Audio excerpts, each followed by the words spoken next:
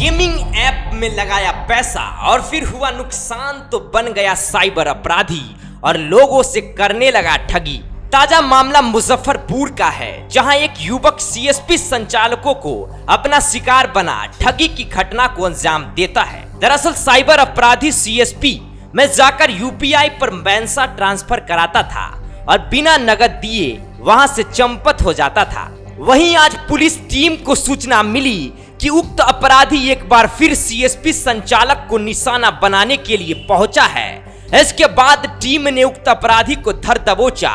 अपराधी के पास से पुलिस को 18,000 रुपए नगद, ठगी के प्रोजेक्ट मोटरसाइकिल, 2 मोबाइल फोन, एक डेबिट कार्ड भी बरामद हुआ है। अपराधी की पहचान यूपी के बाराबंकी जिला निवासी पवन कुमार सिंह के रूप में हुई है।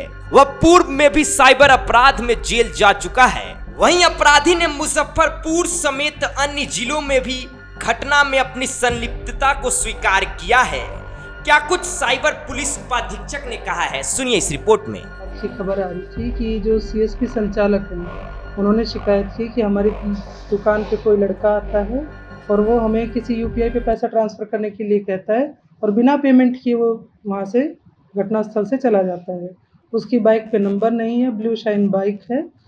तो हमने इसके लिए एक टीम का गठन किया, एसएसपी सर के निर्देशन पे हमने एक टीम का गठन किया, जिसमें हमने वो क्षेत्र चिन्हित किए कि जहाँ पर ये घटनाएं हो रही हैं। इसमें कुडनी थाना, पियर थाना क्षेत्र, गायघाट, इनको मेन टारगेट कर रखा था। तो इसमें उसका मोडस ऑपरेंडी ये रहता था कि किसी सीएसपी चालक के पास जाके एक दो दिन बात करता था, उनसे मित्रवत संबंध बनाकर उनसे फिर कहता था कि मैं तुम्हें पैसे दे देता हूँ, तुम इस पर इतना ट्रांसफ़र कर दो, 20,000, 50,000, 70,000 ऐसे ट्रांसफ़र करवाता था और बिना उसको नगद भुगतान किए वहाँ से बाइक से भाग जाता था। तो इसकी सूचना हमने पहले भी मीडिया के द्वारा समाचार पत्रों में छपवाई कि अगर इस तरह की सीएसपी संचालक या कोई जो छोटे मोबाइल की जो पेमेंट करने की सुविधा रखते हैं ऐसी दुकानों पर कोई शिकायत आती है तो वो इस चीज़ का ध्यान रखिए कि ब्लू शाइन बाइक से वो आदमी ट्रैवल कर रहा है। तो इसी दौरान हमें एक इनपुट प्राप्त हुआ कि पियर थाना क्षेत्र, क्योंकि ये घटना वो पियर में पहले कर चुका था, वहाँ पर वो एक ऐसा आदमी दोबारा से घूमता हुआ पाया गया है।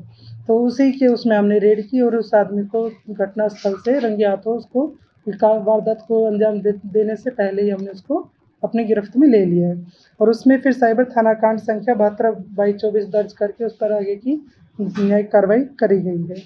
अपराधी का जो एक इतिहास रहा है कि बाराबंकी से, उत्तर प्रदेश से बिलोंग करता है और वहाँ पर भी वो ठगी का एक मामला दर्ज है उनके प्रतापगढ़ थाना क्षेत्र में। वहाँ पर उन्होंने कहा कि यहाँ सीएसपी वालों के पास आके कहता था कि मेरा बालू का ट्रक आ गया, आप मेरे अकाउंट में 50,000 रुपये डाल दें, आपका बालू यहाँ डिलीवर हो जाएगा। वो पैसे लेके वो घटनास्थल से चले गए। यही पिछले एक 15-20 दिन पहले ये छपरा के इलाके में भी घूम के आए हैं, वहाँ भी इसने बालू का काम करने का है।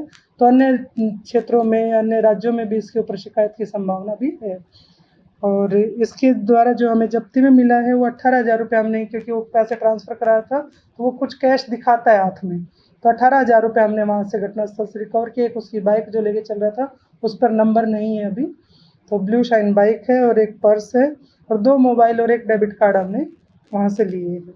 इनके गिरोह में और भी कोई लोग शामिल है या सिंगल अकेले काम? अभी ये कह रहे हैं कि मैं अकेला हूँ, ये किसी गेम ऐप में इसने पैसा लगाया, ये पैसा हार गया, फिर उसको रिकवर करने के लिए इसे लगा कि क्योंकि वो ऐप यूपीआई के थ्रू चल रही थी तो यूपीआई से पैसे ट्रांसफ़र करवा रहा है। लेकिन ऐसी ही घटना अभी 3-4 दिन पहले कुडनी में एक खबर आई है। कुडनी वाले की सीसीटीवी फुटेज में 2 आदमी हैं, उसमें से ये नहीं है, तो एक इक्का-दुक्का गिरोह हो सकता है, संभावना पूरी है। इसने आरा में भी काम किया है, आरा में भी ये घटना को अंजाम दे के आए हुए हैं, उसकी भी शिकायत हमें प्राप्त हुई है। कुछ पैसा गोपालगंज में भी ट्रांसफ़र किया गया है, तो संभावना है कि है।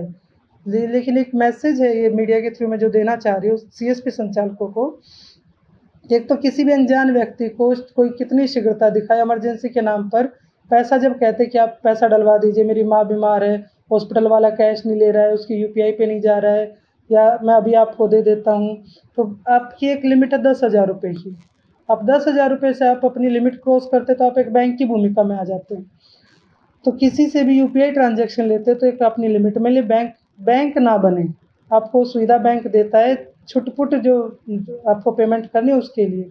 अगर आप 10,000 तक की सीमा में पेमेंट करते हैं तो 3-4 शर्तें हैं जो अभी बैंक या सीएसपी संचालक नहीं निभा रहे हैं। पहला, आपके यहाँ सीसीटीवी फुटेज क्लियर होनी चाहिए, आपकी दुकान में सीसीटीवी हो।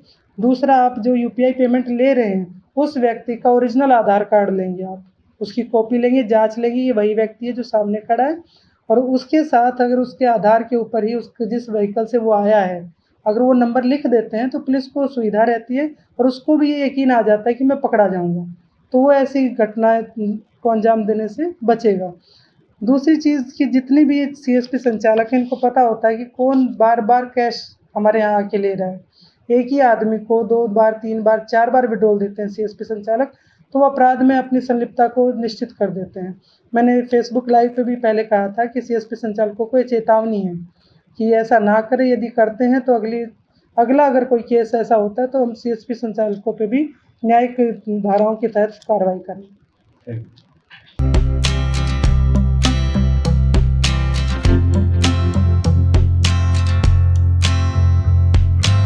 Thank you.